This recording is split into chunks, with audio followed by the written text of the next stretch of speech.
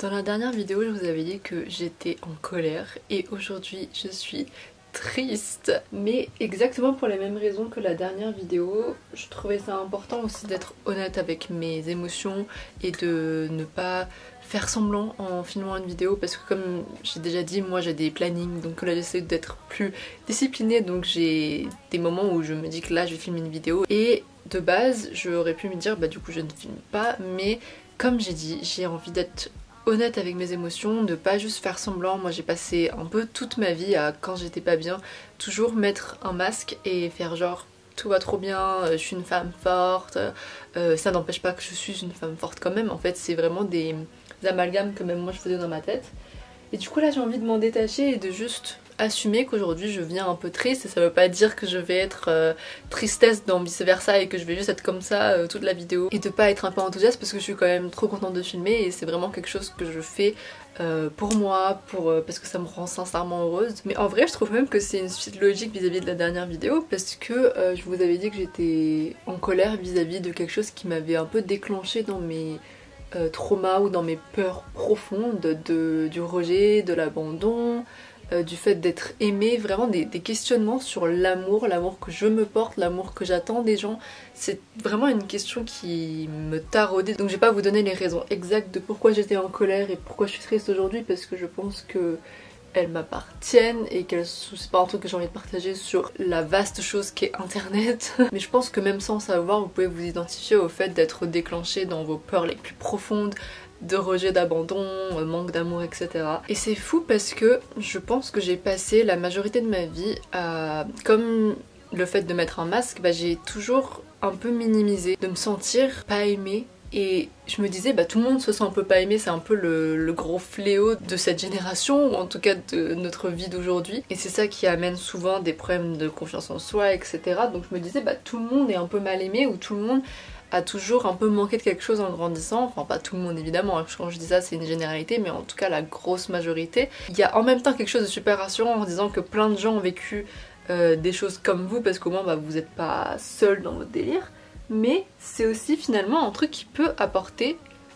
de la minimisation, je sais pas si c'est vraiment un mot, mais le fait de vraiment minimiser ça, parce qu'on se dit bah, tout le monde traverse ça, donc c'est que c'est pas si grave, c'est que c'est pas le truc de ouf sur lequel je dois travailler parce que bah, tout le monde est comme ça, et puis voilà quoi. Et avec le temps, ce sont des blessures en nous, le manque d'amour, qui vraiment se calcifie, je pense que c'est comme ça on dit, en tout cas se renforce et continue à brûler et à faire mal, mais qu'on invisibilise totalement, qu'on se dit c'est pas grave, c'est rien, tout le monde ressent ça, et puis même des fois on n'arrive pas à détecter que c'est du manque d'amour. Mais j'étais tombée sur la vidéo d'une femme, je vous mets son Instagram à l'écran, qui parlait justement de la négligence émotionnelle qu'on a quand on grandit avec des parents ou des membres de notre famille, en tout cas des gens qui nous ont éduqués de manière assez négligente émotionnellement, littéralement, et on pourrait se dire en grandissant bah, on n'a pas vécu de gros traumatismes dans le sens où on ne nous a pas maltraités, mais pour autant la négligence émotionnelle c'est des choses qui laissent des plaies en nous, et même si ce sont pas des blessures énormes de grosses maltraitances, d'abus, etc., c'est tout de même des blessures qui nous restent et qui justement sont tellement invisibles qu'on s'en rend pas compte toute notre vie, jusqu'à un moment où on est bloqué en fait émotionnellement. Et je sais que j'ai toujours été assez... je sais pas comment dire ça, mais j'ai toujours survolé mes émotions avant, donc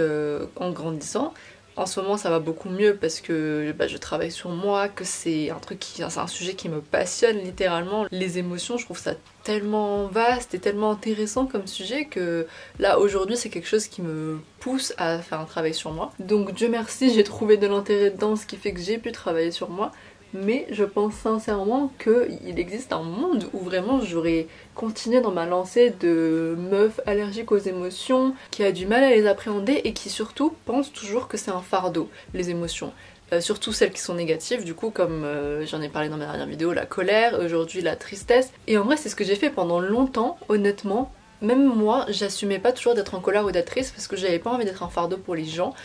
Comme j'ai dit, je voulais toujours avoir ce masque de femme forte, comme si avoir des émotions ça voulait dire être faible. Et du coup, je me renfermais beaucoup sur moi-même au lieu de demander de l'aide, ou au lieu d'assumer juste ouais, je suis triste sans que ça veuille dire quelque chose forcément. Et justement, dans la vidéo sur laquelle j'étais tombée, elle disait très intelligemment que la négligence émotionnelle ça repose sur pas ce qu'on nous a fait mais ce qu'on nous a pas donné, donc de la chaleur, de l'amour, etc. et même juste de la protection ou de l'attention quand on était jeune. Et je sais que moi c'est un truc que finalement j'ai beaucoup ressenti, ce sentiment de pas être comprise, écoutée, entendue. Ça fait qu'on s'invisibilise avec le temps nous-mêmes. Et je sais que moi c'est ce que j'ai beaucoup fait justement, comme j'ai dit, en me cachant derrière un masque, en ne disant jamais quand j'étais triste, quand j'étais en colère, ou que même quand je le disais, je savais que c'était un poids pour les gens. Je sais pas que je savais, c'est que je pensais. C'est une croyance limitante finalement d'être sûr que ta tristesse, ta colère, ça va être un poids pour les gens. Et même je pense que c'est une croyance limitante de toute la société entière, parce que je pense que si un ami ou une amie se confie à vous en disant bah je suis triste ou en colère, l'un des premiers trucs que vous allez faire, c'est vous dire ah mince, il y a un problème, il y a un truc qui va pas. Et oui, des fois c'est parce qu'il y a un problème dans le sens où c'est un problème qui a causé la tristesse et la colère, mais très souvent, honnêtement, dans la vie, je pense que vous êtes témoin de ça aussi, c'est qu'on peut être triste et en colère sans qu'on ait forcément besoin de se dire qu'il y a un problème. Et aujourd'hui, là je suis triste, mais je me dis pas qu'il y a un problème, je me dis que c'est une phase totalement normale parce que justement j'ai été déclenchée dans des choses qui m'ont fait du mal. Et bon, j'espère que tout ce que je dis c'est clair parce que c'est un peu bordélique dans ma tête là en ce moment, mais que les émotions finalement sont pas du tout des fardeaux, que ce soit pour nous ou pour les gens. Évidemment là, avec des nuances, dans le sens où si t'es en colère, je serais jamais pour le fait de juste exploser devant les gens tout le temps et de montrer que de la négativité. Pareil quand t'es triste, de traiter les gens comme des décharges émotionnelles et de juste de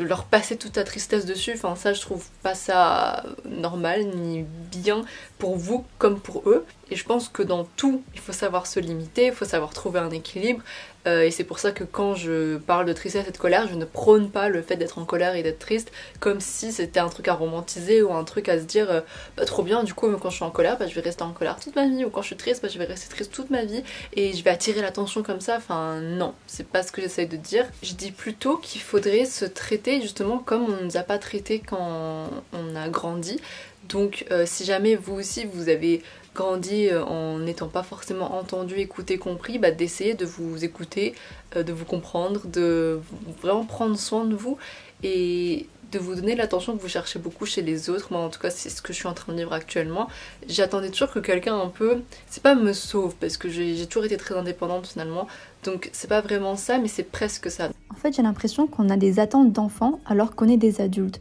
dans le sens où quand on est enfant forcément on s'attend à ce que nos parents réagissent bien à nos émotions, mais là aujourd'hui on est adulte et pour autant on cherche toujours dans les autres. On va toujours comme des enfants aller chercher une sorte de validation auprès des autres pour que ça justifie nos émotions négatives, alors que finalement on a aujourd'hui ce pouvoir-là, on n'est plus des enfants. Mais on reste vraiment bloqué dans cet état enfantin, comme si on ne pouvait vraiment pas s'apporter tout ce qu'on recherchait. Alors qu'aujourd'hui, en tant qu'adulte, on le peut. Parce que bien sûr, en tant qu'enfant, on ne pouvait pas avoir toutes ces réflexions sur les émotions, se comprendre à ce point-là. Sauf qu'aujourd'hui, en tant qu'adulte, on le peut. Mais on pense toujours qu'on en est incapable ou que c'est toujours quand même les autres qui doivent nous donner les choses. Et du coup, maintenant, ce que j'essaye de faire, c'est justement là, quand je me sens triste, d'écouter ma tristesse. Je sais justement d'où elle vient, j'ai fait le point à peu près, même si le point peut être flou. Je cherche pas le contrôle parce que c'est aussi un de mes problèmes en tant que perfectionniste et contrôle freak. Je veux forcément contrôler mes émotions, mais sauf que là c'est pas forcément une question de contrôle, c'est plus une question de laisser l'émotion vivre. Donc ça veut dire que je vais pas la chasser, je vais pas l'éradiquer comme je dis dans ma dernière vidéo, c'est plus je vais la laisser faire le tour et je vais pas m'en vouloir d'être comme ça, enfin de ressentir cette émotion, de la laisser passer, et je vais pas non plus la minimiser et je vais pas l'invisibiliser comme on aurait pu le faire quand j'étais petite et de juste me dire ah t'es triste, chiant, juste on n'en parle plus, vraiment on n'en parle plus. Là j'en parle avec moi-même, honnêtement c'est genre des discussions à avoir, c'est de la compréhension à avoir, c'est juste de la présence envers soi-même à avoir et de pas toujours être aussi bloqué dans ce truc là de trouver une solution. Vous savez il y a cette question qu'on pose à notre relation avec les autres quand par exemple quelqu'un vient se plaindre à vous d'une situation qu'il ou elle vit on pourrait vous demander est-ce que vous êtes plus du genre à être là à apporter du soutien ou à apporter des solutions. Et équilibre dans tout, évidemment, je pense que le mieux à faire c'est un petit entre-deux, c'est de aussi savoir lire la situation, mais globalement le mieux à faire ce serait les deux, donc d'essayer de faire ça avec vous-même, de pas que être en train de trouver des solutions, en mode que si t'es triste, bah faut juste plus être triste. Donc je sais pas, va regarder un truc qui va te faire rire, de justement comme j'ai dit, ne pas toujours survoler les émotions en se disant juste ouais elles sont là mais on va faire en sorte qu'elles partent. Et je vous jure que ça guérit tellement l'intérieur de nous quand on commence à se traiter exactement comme on aurait voulu être traité avant, de se donner ce qu'on a manqué et de pas juste se dire ah on nous l'a pas donné parce qu'on le mérite pas. J'avais aussi fait une vidéo sur ça, sur les croyances négatives du coup qu'on nous a créées, et je sais que moi j'ai grandi avec la croyance que honnêtement je méritais pas d'être aimée, et c'est assez extrême mais bon c'est le but d'une croyance négative finalement. Et en ayant grandi avec cette croyance, forcément quand il m'arrive des choses qui me déclenchent, comme là j'ai été déclenchée dans justement ces peurs là de pas être aimée etc, le réflexe premier c'est de justifier la croyance limitante et de justement se dire bon bah voilà ça m'a encore une fois prouvé que je méritais pas d'être aimée, toute cette situation j'en suis la victime et c'est vraiment une preuve claire et nette que j'avais raison depuis tout ce temps, et puis voilà. Sauf qu'aujourd'hui, d'être sincèrement là pour moi au lieu de juste justifier des choses qu'on m'a inculquées, donc le fait que je me dise que je mérite pas d'être aimée ou que je mérite pas d'être comprise, que je ne peux pas être comprise ni entendue, ce sont des croyances qu'on m'a mis dans la tête, inconsciemment bien sûr, on n'a pas fait exprès mais voilà c'est des conséquences malgré tout, et je suis plus là à essayer de justifier ma croyance limitante, au contraire j'essaie juste de me dire accepte-toi comme tu es avec tes émotions, parce que c'est ce qu'on n'a pas fait en fait en grandissant, c'est que quand t'étais triste on trouvait que c'était lourd, c'était chiant, quand t'étais en colère ça faisait chier quoi, enfin c'est nul, tu te dis bah quelqu'un en colère c'est juste relou, alors qu'aujourd'hui quand je ressens une émotion, c'est limite si je me faisais un câlin à moi-même, au lieu de juste me dire ah mince, problème, t'es en colère, t'es triste, je me dis juste ah bah en vrai c'est totalement normal, et je suis juste davantage là pour moi-même. Et je sais que toutes mes vidéos paraissent un peu peut-être redondantes parce que je parle principalement que de ça tout le temps, vraiment le fait de revenir à soi, mais finalement je trouve que c'est l'un des trucs le plus important dans la vie, en fait c'est la leçon de la vie pour moi, c'est d'apprendre à être avec soi-même, parce qu'on grandit soit dans des situations, soit avec une société qui ne privilégie pas le fait de s'écouter, d'être avec soi-même, etc. Et par exemple même auprès des gens, maintenant j'arrive à être plus vulnérable et plus authentique et honnête, et ça c'est un truc qui est super important pour moi, l'authenticité avec les gens, et je remarquais finalement que vu que je portais toujours un masque, bah je l'étais pas. J'étais pas vraiment honnête, vu que mes émotions je les cachais toujours pour justement pas être un fardeau, pour pas être chiante. Et ces derniers temps j'essaye vraiment d'être honnête, que ce soit avec moi-même, avec les autres. Donc même quand je suis triste et qu'on me demande ça va, ou même qu'on me demande pas mais que je sais pas, je vais pas faire semblant en fait. C'est ça la différence. Et comment faire la différence aussi entre ne pas faire semblant avec ses émotions et justement ne pas être un fardeau, parce que je pense qu'il y a un point dans la vie où on peut être un fardeau pour les gens, c'est inévitable. Enfin, comme je dis, si on prend le truc à l'extrême, si on utilise les gens comme décharge émotionnelle, si on est tout le temps dans la négativité et que dans les émotions négatives tout le temps, et que on ne prend pas cette responsabilité vis-à-vis de nous-mêmes et qu'on s'attende à ce que ce soit les autres qui nous sauvent ou que ce soit les autres qui nous rassurent, là on devient honnêtement un fardeau. Et je dis pas ça pour vous faire peur en mode si vous faites ça vous êtes forcément un fardeau pour toutes les personnes qui vous entourent et vous méritez pas d'être aimé, c'est pas ce que je suis en train de dire. Ça c'est des choses, je pense qu'en tant qu'humain on se doit aussi de faire un peu preuve de compassion envers nous-mêmes mais aussi envers les autres des fois, et de pas juste parce que nous on est bien avec nos émotions juste décharger. Mais il y a une différence entre décharger et juste dire ouais je suis triste, après j'attends pas forcément des gens qui fassent quoi que ce soit, mais d'assumer d'être triste. Si quelqu'un vous parle beaucoup, au lieu de juste sourire comme ça et faire genre tout va bien, de des fois être en mode bah là pour l'instant je peux pas recevoir, je suis désolée, enfin je vais juste m'isoler pendant un petit moment, je me sens pas très bien. Je trouve ça normal de faire ça, et c'est un truc limite que je trouve qu'on devrait plus faire au lieu de prendre tout le temps sur nous. Et ça veut pas dire de ne jamais prendre sur nous, et que tout ça c'est aussi en fonction de chaque situation en fait, littéralement chaque situation est différente. Donc il y a des fois où ça pourrait vous aider d'être entouré et de assumer ouais là je suis triste et j'ai besoin d'aide, ou il y a des fois où c'est mieux de vous dire là j'ai besoin d'aller m'isoler. Enfin chaque cas est vraiment propre à chacun, et donc du coup c'est pour ça que je dis de pas prendre tout ce que je dis comme le truc à faire et de juste se dire ok bah je vais tout le temps dire quand je suis triste maintenant à tout le monde. Genre non, je pense pas que ce soit non plus une solution qui vous ferait du bien, parce que oui, il y a un moment ou un autre où à force de parler d'émotions négatives et de trop être dedans aussi, on peut tomber dans ce truc de manifester des émotions négatives. Si vous croyez en la manifestation, forcément si vous arrêtez pas de dire tout le temps je suis en colère, j'aime pas la vie, je suis triste, oui, au bout d'un moment vous allez juste être dans un cercle vicieux, d'être enfermé dans cette émotion. Mais encore une fois, je pense que d'assumer ces émotions et de ne rien attendre après, ça fait que des fois ça passe plus vite aussi. Honnêtement, de te mettre sous le tapis, moi j'ai passé ma vie entière à faire ça, ça n'a pas fonctionné. Donc on va tester autre chose, on va voir ce que ça fait. Et là justement ça me fait tellement du bien parce qu'aussi, franchement même quand je dis aux gens que je suis triste, j'essaye de plus attendre des autres, vraiment. Après ça veut pas dire que je trouverais ça ok si quelqu'un n'est jamais là pour moi, parce que quand même il y a un minimum syndical à avoir. Je demande pas à ce qu'on soit tout le temps là pour moi parce que même moi je suis pas capable d'être tout le temps là pour les gens. C'est d'ailleurs un sujet dont je pourrais parler toute ma vie. J'aimerais bien en faire une vidéo à part entière, vraiment ce sujet sur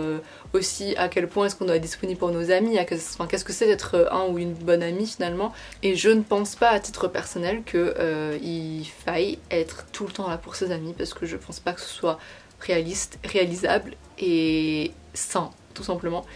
Donc sachant que moi je sais que je peux pas être là tout le temps pour tout le monde, je vais pas attendre à ce que tout le monde soit tout le temps là pour moi. Ce serait un peu égoïste, hypocrite, et je sais que j'ai beaucoup été comme ça dans ma vie, mais j'essaie justement de me détacher et d'accepter aussi quand les gens sont pas là pour moi, parce que comme j'ai dit, moi non plus je peux pas faire ça. Mais que même si j'attends rien des gens, ça veut pas dire que je vais pas leur dire si je suis pas bien et que je vais continuer à faire semblant. Et en fait là je pense que c'est ça dont je veux parler, c'est que là je suis pas en train de prôner le fait d'être justement triste et toujours en colère, je suis plus en train de prôner l'authenticité de ressentir ses émotions, parce que toutes les émotions c'est une phase. Pour moi je pense pas que là si je suis triste, dans 6 mois je serai triste pour la même raison et que ça aurait duré 6 mois. Je pense pas, j'espère pas, j'en suis pratiquement sûre que ce sera pas le cas. Et par exemple là ces derniers jours il y a eu des moments où je me suis confiée à des gens autour de moi, où j'ai dit ouais là je suis pas bien vis-à-vis d'un truc etc. J'ai pas forcément reçu la réponse que j'aurais espérée, et je pense que la moi d'avant aurait pété un câble intérieurement en disant nul, c'est pas du tout ce que je voulais recevoir, cette personne ne me comprend pas, ne m'entend pas, ne m'écoute pas, ne m'aime pas. C'est un peu justement un déclencheur de ce que moi j'ai toujours ressenti en grandissant. Mais au lieu de ça je me suis juste dit, en fait la raison pour laquelle j'ai dit que j'étais triste ou que je me sentais pas bien, c'était pas encore une fois parce que j'attendais qu'on me rassure ou quoi que ce soit, parce que ça je le fais très bien moi-même, justement je me comprends moi-même, et justement c'est en me comprenant moi-même que j'ai pu assumer le fait que j'étais triste. Parce que comme j'ai dit, moi avant j'avais les réflexes de pas être authentique et de juste faire genre tout va bien, je souris, ma vie elle est trop cool, tout va toujours super bien, alors que là non, en fait si je suis pas bien je vais quand même être honnête en disant je ne suis pas bien, mais dans ma tête je n'attends pas de réponse à ça forcément en mode faut que la personne me fasse me sentir mieux. Ça repose pas sur les autres, ça repose sur moi. Et l'important du coup c'était pas la réponse de la personne, mais juste le fait que moi j'ai réussi à poser des mots sur ce que je ressentais et j'ai réussi à assumer mes émotions. Et c'est dans ça que je commence à sentir que je guéris de trucs, parce que justement c'est ce qu'on ne me donnait pas avant, et au lieu de toujours l'attendre, je me le donne à moi-même. Et pendant longtemps j'entendais, et même je le disais honnêtement, mais il y avait une partie de moi qui comprenait pas ce truc là de toujours entendre tout ce que tu n'as pas reçu faut te le donner à toi-même. J'étais toujours d'accord avec cette phrase, mais je savais pas comment faire parce que c'est flou et tu sais pas vraiment des fois ce dont tu manques, c'est compliqué, ou sinon tu vas te dire oui je manque d'amour, mais c'est tellement flou que voilà, c'est toujours compliqué de se dire mais on se donne de l'amour, mais comment? Ça veut dire quoi? Je vais me prendre un bain, je vais me faire une nouvelle coupe, c'est ça prendre soin de soi, c'est ça se donner de l'amour, enfin on sait même pas par quelle forme l'amour vient. Et finalement l'amour vient juste dans le fait de pas s'abandonner. Et pareil, ça c'est même un truc que ma psy m'a toujours dit, c'est que quand on est beaucoup en colère ou beaucoup triste ou quoi, c'est qu'on sent qu'on s'est nous-mêmes abandonnés. Très souvent les choses ne viennent pas forcément des autres, même si des fois elles viennent des autres parce que des fois ils abusent, mais la réalité des choses c'est que nous-mêmes on se fait du mal en s'abandonnant tout le temps, et on s'en rend pas compte. Et justement vu que c'est un truc dont on se rend pas compte, bah moi c'est un truc que j'avais pas du tout conscientisé, et quand on me le disait bah ça faisait sens, parce que je me disais oui ça m'étonnerait pas que je m'abandonne, mais je sais pas trop en quoi je le fais et je sais pas comment faire pour rééquilibrer la balance, je sais pas comment ne plus m'abandonner. Et aujourd'hui je pense avoir trouvé the réponse et c'est d'être authentique. Et soit là vous pouvez vous dire bah oui logique, faut juste être soi-même en fait, duh. Ou soit vous allez avoir peur comme moi j'aurais eu peur. Je sais que moi si on m'aurait dit bah sois juste authentique, il y a une partie de moi qui me dit ouais mais si je suis authentique je risque de pas être aimée. Si je suis moi-même et qu'on m'aime pas pour moi-même, bah c'est horrible. Et en plus moi-même, bah moi je suis un fardeau. C'est ce qu'on m'a toujours dit en grandissant. Moi mes émotions c'est un fardeau. Moi tous les problèmes avec lesquels je viens, parce que on croit encore une fois que les émotions négatives c'est un problème, que je suis une boule de négativité juste parce que des fois je peux être en colère et triste alors que littéralement tout le monde sur terre est des fois en colère et triste, c'est normal. Mais quand il s'agit de nous,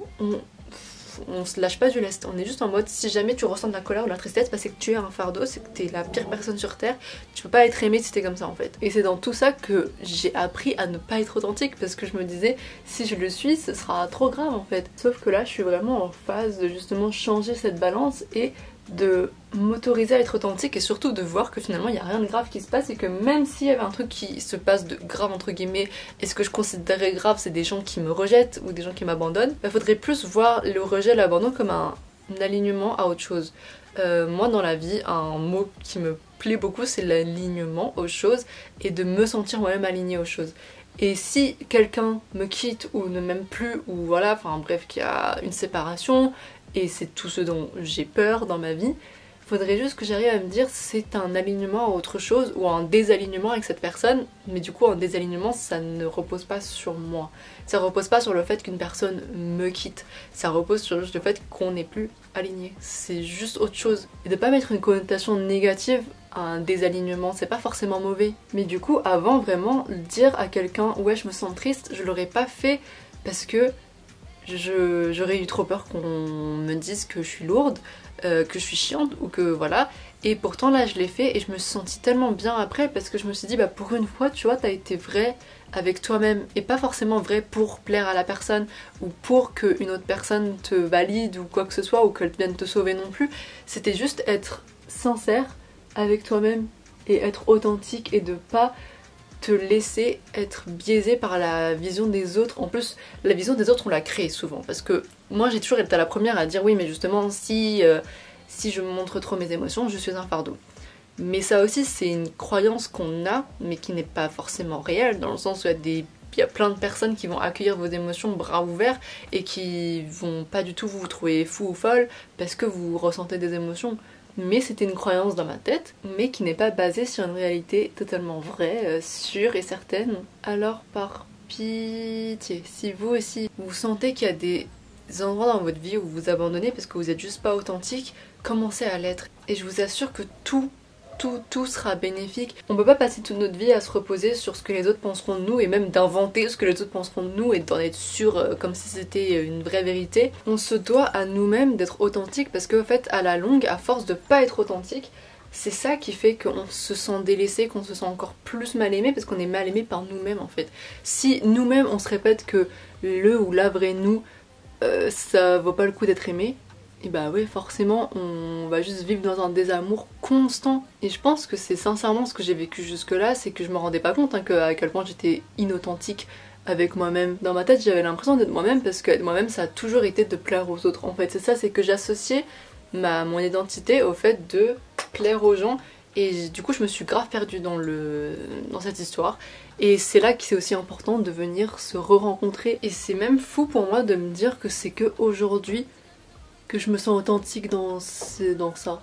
Parce que bah, ça fait très longtemps que j'avais l'impression d'être authentique et je pense que je faisais mes efforts à mon échelle et que je faisais du mieux que je pouvais, ça c'est sûr, je vais pas regretter et je m'en veux pas du tout. Mais c'est quand même fou de se dire que pendant longtemps on croit vraiment être authentique, on croit vraiment faire tout comme si c'était nous-mêmes alors qu'au fond on se définit par totalement autre chose mais qu'on s'écoute pas. Genre vraiment, moi je m'écoutais pas parce que la vie des autres il passait tellement mais tellement en premier et c'était limite inconscient parce que comme je dis toujours, c'est que si c'était vraiment conscient je pense que je l'aurais pas fait, mais qu'aujourd'hui je me rends compte à quel point finalement mon quotidien je le vivais pour les gens et je le vis encore un peu pour les gens si j'essaie juste d'aujourd'hui m'en détacher et c'est chaud mais c'est trop bien que je me rende compte et c'est dans ça où je suis quand même contente. Et je suis aussi tombée sur un post, je vous le lirai juste après avoir mis mon mascara, qui dit dans les grandes lignes que les moments où on est triste et qu'on a le cœur brisé, et c'est sincèrement ce que je pense ressentir là tout de suite, d'avoir le cœur brisé. C'est bizarre de dire ça aussi, de dire qu'on a le cœur brisé, mais pas forcément pour une relation amoureuse, de vraiment, c'est pas une rupture que je suis en train de vivre. Et pourtant j'ai quand même le cœur brisé tout simplement parce que j'ai de la peine pour moi, j'ai de la peine de me rendre compte de certaines choses, etc. Justement c'est quand on ressent ce sentiment d'avoir le cœur brisé que finalement on se rend compte aussi de choses qui nous font grandir par la suite et qu'on trouve une certaine joie aussi dans le fait d'être triste parfois parce que ça vient avec ses leçons et c'est là où on se rend le plus compte des choses. Mais du coup là je vais vous lire le texte sur lequel je suis tombée qui m'a fait vraiment du bien. Il est en anglais mais je vais essayer de le sous-titrer pour les gens qui comprennent pas l'anglais. Et je sais pas vraiment qui l'a écrit, je vais mettre sur l'écran le compte sur lequel j'ai trouvé mais il va savoir si c'est vraiment cette personne là qui l'a écrit, je ne sais pas. I felt like everything was falling apart until I read this. The things that break your heart bring you closer to yourself. They make you reflect on what you want and what your boundaries are. They give you answers about yourself and others. They make you accept that heartbreak will always be a part of life, but there's something good that comes out of it. There's always good in goodbye. Sometimes you find yourself, sometimes you find someone better, and sometimes you find God. In all cases, you win. Et j'adore. Mais bref, tout ça pour vous dire, soyez authentique dans tout ce que vous êtes, tout ce que vous ressentez. Et oui, c'est toujours un peu inconfortable au début d'essayer d'être authentique quand on l'a pas été parce que on a l'impression d'être trop vulnérable ou de trop mettre son cœur genre sur la place publique quoi, comme si vraiment on pouvait du coup nous l'attaquer ou nous briser facilement. Mais je vous jure que ce sera 100 fois plus bénéfique et que passer par quelque chose d'inconfortable ça veut pas dire que vous allez vous tromper, que vous êtes sur le mauvais chemin. Je pense limite au contraire, quand c'est inconfortable c'est que vous n'avez pas l'habitude de vivre ça, mais que l'habitude que vous aviez avant elle était peut-être trop reposée sur vos traumas et sur vos peurs, alors que si vous tentez autre chose et quelque chose de nouveau, bah peut-être que là c'est ça qui va vous débloquer un truc qui va vous rendre 1000 fois plus heureux ou heureuse. Et il y a une vidéo tellement intéressante, je vous mets pareil le créateur sur l'écran, mais j'étais tombée hier sur cette vidéo qui m'a aussi, waouh, ça m'a changé mon état d'esprit sur la chose. Il a dit que limite le rejet se faisait plus mal quand vous n'étiez pas vous-même, alors qu'on aurait pu croire l'inverse. On peut se croire que si on est nous-mêmes et qu'on est rejeté, c'est là que c'est pire parce que bah, c'est notre plus grande peur et c'est pour ça qu'on n'est pas nous-mêmes finalement. Mais quand il l'a dit, je me suis dit mais en fait c'est vrai, parce que quand on n'est pas nous-mêmes, on performe pour quelqu'un. Et si la personne nous rejette, c'est qu'elle rejette notre performance, elle rejette tout ce qu'on a essayé de faire. Et il a dit un truc très vrai, c'est qu'il rejette l'effort qu'on a mis dans le fait d'être aimé par cette personne. Et on a l'impression d'être rejeté pour ce qu'on fait. Et oui, on pourrait se dire, bah si on est rejeté pour ce qu'on est, c'est pire. Mais je pense pas, parce que si on est rejeté pour ce qu'on est, c'est qu'on est juste pas compatible avec quelqu'un. Alors que là, en fait, c'est comme si on donnait tous les efforts du monde, on forçait un peu la connexion, tellement on veut forcer l'autre personne à nous aimer, on essaie de performer pour elle, vraiment pour qu'elle nous aime. Et elle nous rejette quand même, mais c'est horrible, on se dit genre ah ça veut dire vraiment que je peux tout faire pour qu'elle m'aime et ça marchera jamais. Et c'est pire je trouve, et donc du coup autant être soi-même. Franchement cette vidéo elle a trop fait un 360 dans ma tête. Mais après l'intention qu'on met dans l'authenticité elle est importante aussi. Là moi quand je dis justement que je veux être authentique pour moi, pour être bien, et je veux pas être authentique pour réussir à obtenir quelque chose après. Mais sachez que inévitablement si vous êtes authentique vous allez obtenir ce que vous méritez, ce que vous devez avoir, mais du coup ça se trouve ces choses là sont pas ce que vous voulez de base. Mais vous allez forcément dans tous les cas obtenir exactement ce que vous devez avoir et qui vous fera du bien d'une manière ou d'une autre. Bon voilà, et bah je pense avoir tout dit, et si jamais vous vous sentez triste vous aussi, bah franchement c'est normal, vous devez savoir pourquoi. Il y a sûrement une bonne raison, faut pas vous minimiser non plus, faut pas non plus dire que ça va durer toute la vie, ça va aller, vous allez aller mieux, c'est sûr. Toutes les émotions sont des phases comme je dis toujours, et il faut juste accepter d'être dans une phase voilà, qui est compliquée. Et vous savez le pire c'est quoi? C'est que j'étais censée travailler ce matin, mais finalement je n'ai pas été demandée, donc je ne vais pas travailler ce matin. Et c'est tellement aussi chaud de se dire que là je suis vraiment pas bien et que j'aurais dû aller travailler, alors qu'hier soir j'ai littéralement pleuré dans mon lit et que je me suis réveillée les yeux gonflés. C'est aussi un peu triste de se rendre compte de ça, et c'est pas une critique sur la société parce que je pense, enfin je sais même pas ce que j'en aurais pu faire de mieux, dans le sens où sinon tout le monde dirait tout le temps qu'on est triste et voilà, il raterait toujours le travail. Mais je suis aussi tombée sur plein de textes qui disent que quand on a le cœur brisé, que la vie s'arrête pas de tourner, on doit juste quand même faire comme si tout était ok, et voilà. Et c'est aussi dans ça que je dis que c'est important de faire preuve d'authenticité parce que c'est déjà dur de devoir se forcer à aller au travail alors qu'on n'a pas envie et qu'on n'est vraiment pas dans le mood, mais c'est encore plus dur de se forcer d'aller au travail et de, après quand t'es au travail, de vraiment faire comme si tu étais au top de ta forme. Et encore une fois, je prône pas le fait d'être tristesse en vice versa et de vraiment être comme ça toute la journée et de mal parler aux gens parce que vous êtes triste, etc. Je dis juste que vous pouvez assumer le fait que vous êtes triste et que vous êtes pas bien certains jours. Et bah, je suis très contente que l'univers ait été dans ma faveur et que vraiment là j'ai pas dû travailler ce matin et que déjà j'ai pu prendre le temps de vous parler parce que ça me fait vraiment du bien. Et je sais que cet après-midi quand je vais au travail, je vais pas non plus faker tout ce que je suis, tout ce que je ressens. Sans non plus en faire trop. Bref, j'en ai dit beaucoup, je suis fatiguée, j'ai mal au dos. Du coup, je vais aller me reposer un petit peu. Et je vous fais des gros bisous et on se retrouve dans la prochaine vidéo.